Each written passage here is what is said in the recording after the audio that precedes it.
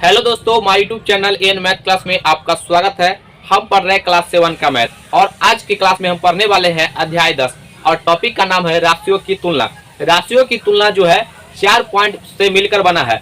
सबसे पहले इसमें हम पढ़ेंगे अनुपात के बारे में, उसके बाद प्रतिशत के बारे में, उसके बाद प्रॉफिट एंड लॉस और लास्ट में पढ़ेंगे साधारण ब्याज। थोड़ा लंबा हो सकता है वीडियो, लेकिन अगर आप इस वीडियो को शुरू से अंत तक देखेंगे तो 100% आप एक एक चीज को समझ पाइएगा। तो आइए अब हम शुरू करते हैं। सबसे पहले हम समझते हैं अनुपात के बारे में। यहाँ पर अनुपात, इसको हम इंग्लिश में कहते हैं रेशियो। अनुपात क्या होता है, सबसे पहले हम इसका डिफिनेशन को समझते हैं।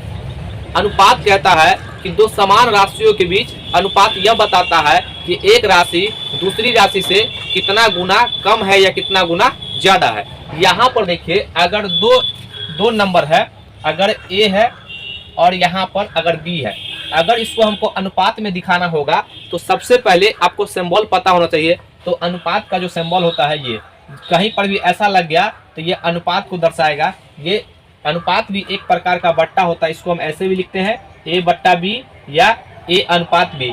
ये जो है आपका, ये नीचे वाला पीछे चला जाता है, इसको हम इस तरीके से लिखते हैं। ठीक है, अनुपात को हम बट्टा में लिखते हैं और बट्टा को हम अनुपात के रूप में भी लिखते हैं। ये बात आप समझ गए होंगे। यहाँ पर देखिए, अनुपात का कोई मात्रक नहीं होता है। जैसे देखिए, यहाँ पर ये आपका जो है 2 मीटर है और यहाँ पर ये 50 सेंटीमीटर है। तो यहाँ पर जो है ये 50 सेंटीमीटर है, तो इसके बीच जो है अनुपात नहीं लगेगा।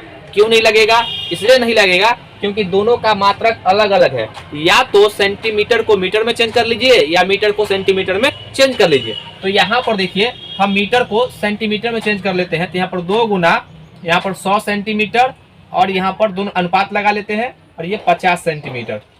अब देखिए, सेंटीमीटर से सेंटीमीटर कट गया और 50 दूना 102। तो यहाँ पर इसको हम ऐसे लिख सकते हैं ना जी, 4:1। यानी कि देखिए, यहाँ पर ये अनुपात आ गया, ये 4:1। और यहाँ पर जो है अनुपात हमेशा मात्रक विहीन होता है, उसका कोई मात्रक नहीं होता है। ये बात आप समझ गए होंगे। इसके बाद अब हम समझते हैं समानुपात के बारे में। ये जो है अगला समानुपात। समानुपात, इसको हम इंग्लिश में कहते हैं प्रोपोर्शन।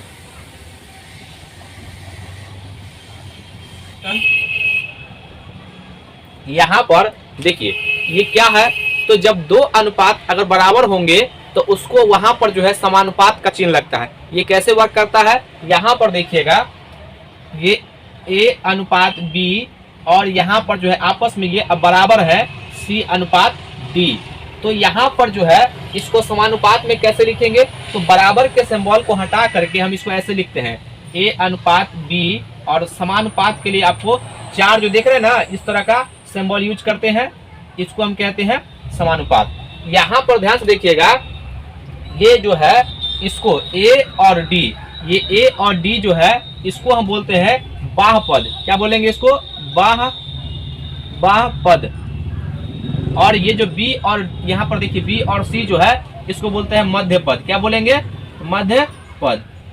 इसको बोलते हैं मध्यपद, इसको बोलते हैं बाह्यपद और इसको बोलते हैं मध्यपद। यहाँ पर आपको एक रिलेशन याद रखना है जिससे कि आपको सवालों में आसानी से इसको सॉल्व कर सके।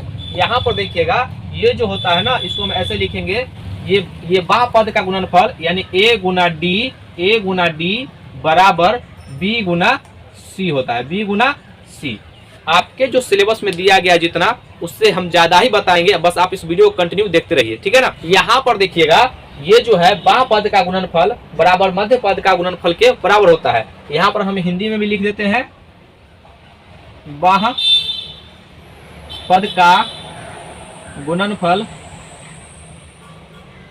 बराबर मध्य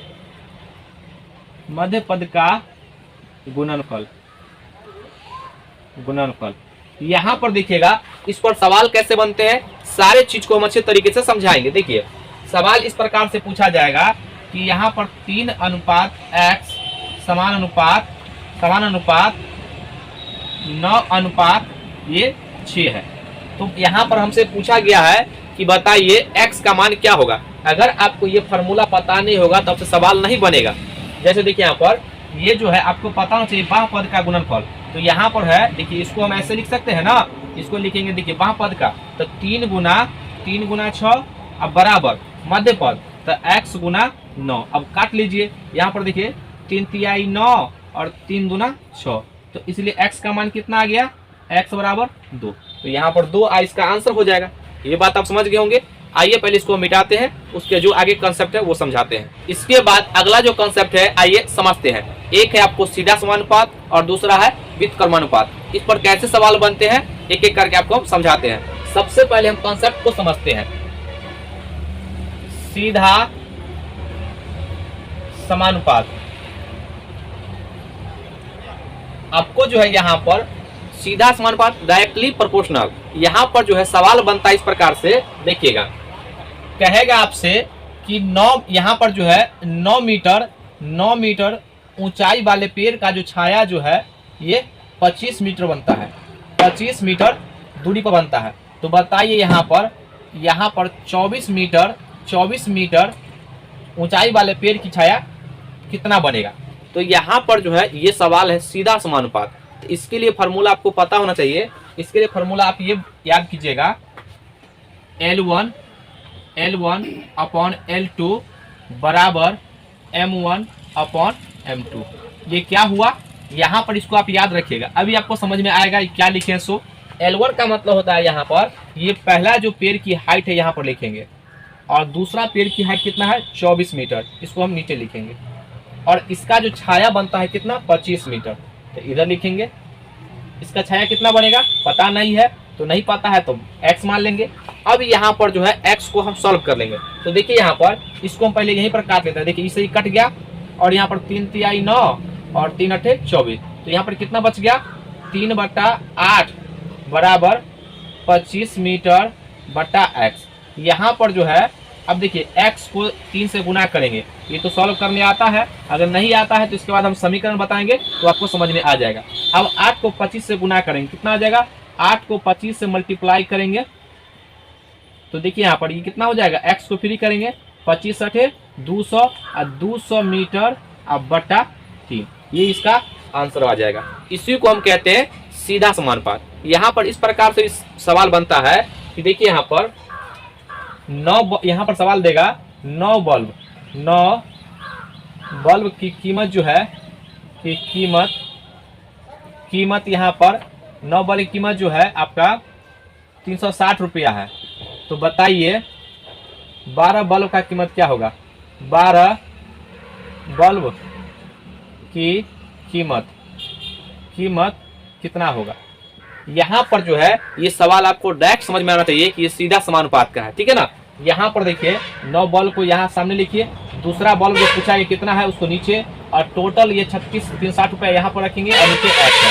अब इसको काट लेंगे, 9 चौक 36, ये 40 है, और यहाँ पर देखिए 1/12 बराबर 40/x, और यहाँ पर x का मान निकालेंगे। देखिए x को 1 से गुना कीजिएगा तो x हो जाएगा, और यहाँ पर ये 40 को 12 से मल्टीप्लाई कीजिएगा 12 यानी कि 12 चौक 48, 480 रुपया हो जाएगा। इसी को हम कहते हैं सीधा समानुपात। ये बात तो आपको 100% क्लियर हो गया होगा। इसके बाद अब हम पढ़ते हैं व्युत्क्रमानुपात। ये क्या होता है, व्युत्क्रमानुपात। यहाँ पर ध्यान सुनिएगा, ये क्या होता है समझिए। यहाँ पर जो है सवाल आपको इस प्रकार से रहेगा, आपको सवाल से ज्यादा समझ में आएगा। यहाँ पर देखिएगा, इसमें M1 D1 बराबर M2 D2, ठीक है, जो आपके सिलेबस में है उसी के अकॉर्डिंग हम चल रहे हैं। तो ये M1 D1 और M2 D2 क्या हो गया। तो सवाल इस प्रकार से रहेगा कि 9 मजदूर जो है 9 मजदूर किसी काम को 24 दिन में करता है, किसी काम को 24 दिन में करता है। तो बताइए यहाँ पर 12 मजदूर उसी काम को कितने दिन में करेगा, कितने दिन में, तो हम x दिन मान लेते हैं।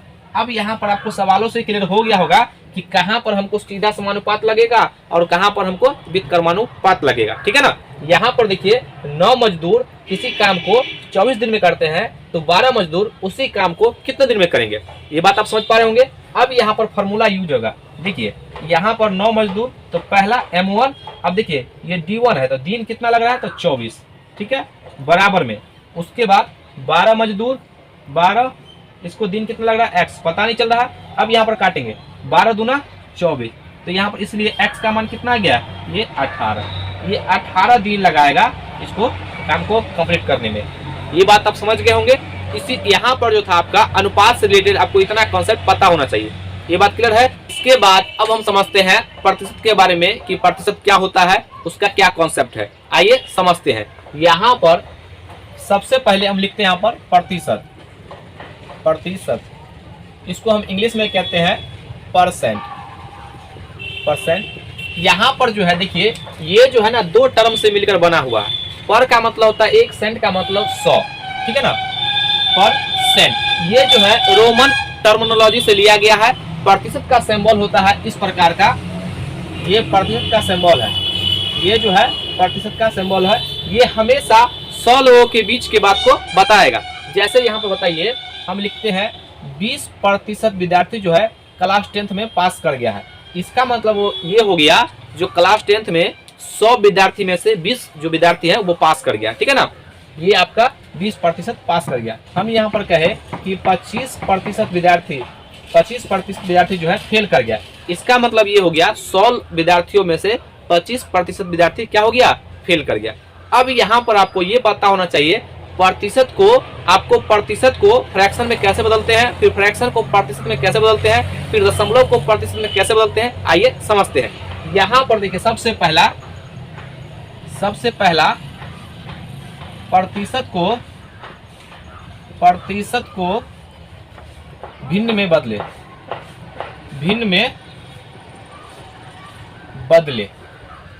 यहाँ पर देखिए 20% लिखा हुआ है, 20% लिखा हुआ है, तो प्रतिशत को हमको भिन्न बदलने के लिए प्रतिशत का सिंबल हटाना पड़ेगा और नीचे 100 सटाना पड़ेगा। यहाँ पर देखिए ये 20 है और ये प्रतिशत हटेगा तो नीचे जो है 100 हम यहाँ पर लिखेंगे। ये सिंबल हट जाएगा ना, तो नीचे जो है ये सिंबल हटने के वजह से ही नीचे 100 आया है। ये बात आप ध्यान दीजिएगा।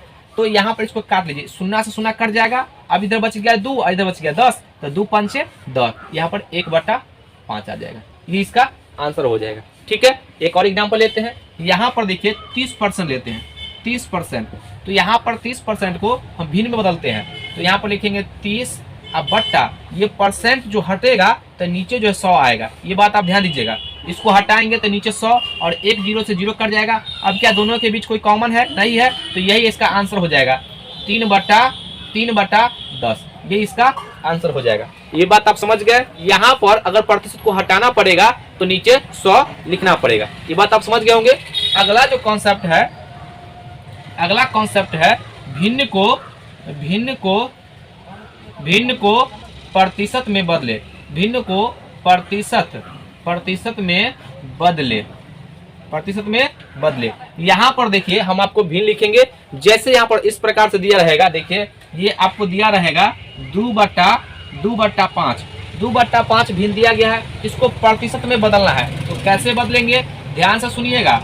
2/5 है, अगर इसको हम 100 से मल्टीप्लाई कर देंगे, इसमें 100 से मल्टीप्लाई कर देंगे तो यह जो है प्रतिशत का सिंबल आ जाएगा। 100 से मल्टीप्लाई करेंगे तो किसका सिंबल आ जाएगा, प्रतिशत का, ठीक है ना। अब इसको काट लीजिए, 5 से काटिएगा तो 5 दूना 10 और एक 0, यानी कितना गया, 20 दूना 40%। इसका आंसर आ जाएगा, ठीक है ना।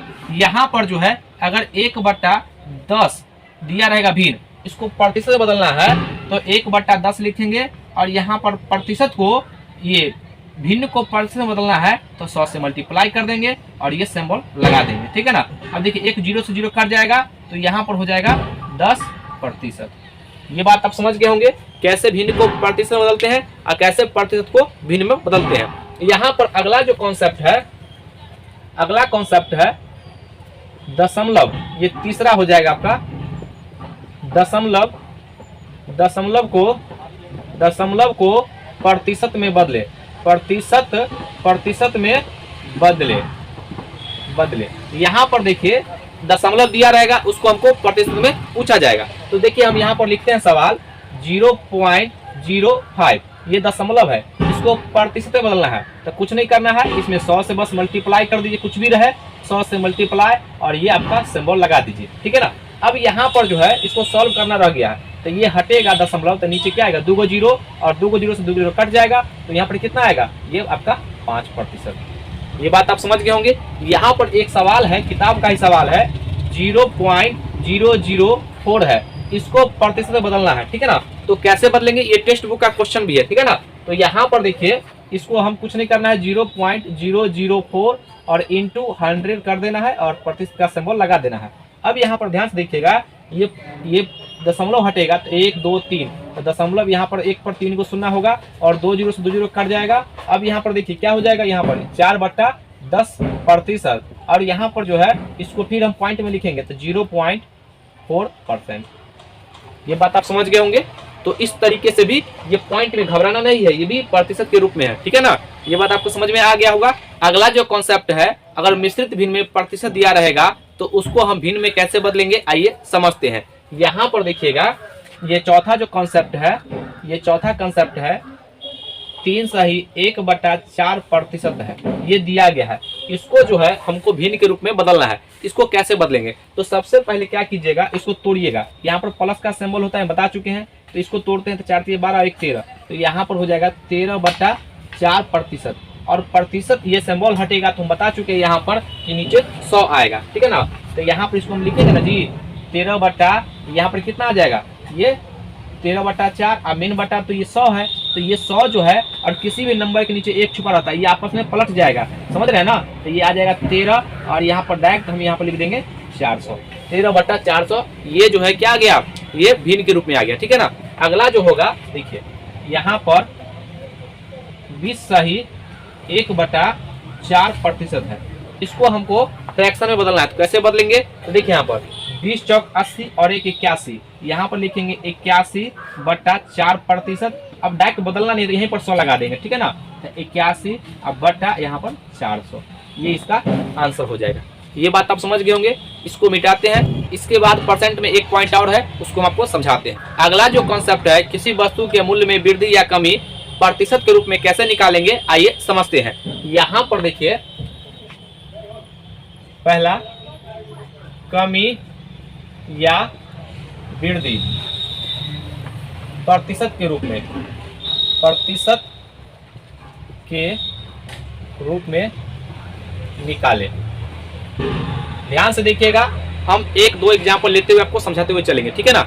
सबसे पहला एग्जाम्पल देखिए, एक कमीज का मूल्य जो है 250 रुपया है। एक कमीज का मूल्य है 250 रुपया। वह कुछ दिनों के बाद उस मूल्य का कीमत जो हो गया, उस कमीज का कीमत हो गया आपको कुछ दिनों के बाद वह 300 रुपया, ये 300 रुपया। तो बताइए इसके मूल्य में कितना वृद्धि हो गया, कमीज के मूल्य में कितना वृद्धि हो गया। तो कैसे निकालेंगे, तो ध्यान से देखिएगा। इसको बोलते हैं इनिशियल वैल्यू और इसको बोलते हैं फाइनल वैल्यू। तो यहाँ पर जो भी प्रतिशत की तुलना करेंगे, जो भी करेंगे प्रतिशत के साथ, वो हमेशा इनिशियल से। किससे तुलना कर रहा है, तो बताइए कितना वृद्धि हो गया। तो यहाँ पर देखिएगा ये कितना बढ़ा, तो यहाँ पर देखिए 250 घटा लेंगे, यहाँ पर 300 माइनस 250। अब जो मान आएगा ये कितना आ गया, ये मान आ गया आपका 50, यानी कि 50 जो रुपया है वह वृद्धि हो गया। किस पर वृद्धि हुआ, तो ये 250 से, ये 250 पर वृद्धि हुआ है, ठीक है ना। अब इसको जो है प्रतिशत में बदलना है, तो 100 से मल्टीप्लाई कर देंगे, ठीक है। अब देखिए यहाँ पर इससे 0 से 0 कट गया, 5 से काट लीजिए 25 25 और ये 5 से काट लीजिए 5 दूना 10, यानी कि 20% जो है, रुपया में तो 50 बढ़ा है, लेकिन प्रतिशत के रूप में कितना बढ़ा है, 20%। ये बात आप समझ गए होंगे। यहाँ पर देखिए दूसरा एग्जाम्पल, देखिए यहाँ पर चावल के मतलब चावल का मूल्य जो है 40 रुपया है, ठीक है। और कुछ दिनों के बाद चावल का मूल्य जो है वो हो गया है आपका 50 रुपया। तो बताइए यहाँ पर कितना वृद्धि हो गया चावल के मूल्य में, कैसे निकालेंगे, तो हमको प्रतिशत के रूप में बताना है। तो यहाँ पर देखिए 50 में 40 घटा देंगे तो कितना वृद्धि होगा ये पता चलेगा। तो कितना है 10।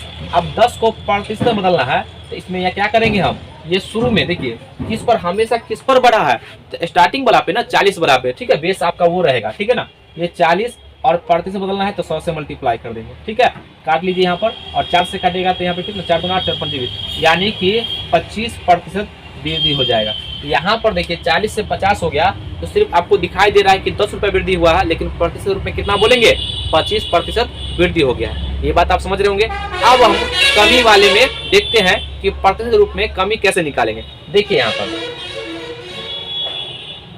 यहाँ पर अगला देखिए, यहाँ पर तीसरा नंबर, अब हम कमी वाले देख रहे हैं, ठीक है ना।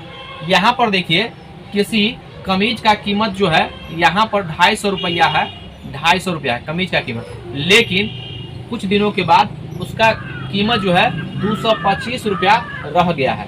यानी कि पहले जो है कमीज का कीमत कितना था 250, लेकिन अब जो है उस कमीज का कीमत कितना हो गया 225। तो बताइए इस कमीज के मूल्य में कितना कमी आ गया, गिरावट आ गया, कैसे निकालेंगे? तो ध्यान से देखिएगा यहाँ पर कितना कमी हो गया है। देखिए तो यहाँ पर जो है कितना कमी आ गया, तो यहाँ पर देखिए 250 का सामान था और वो बेच दिया कितना में 225 रुपया में।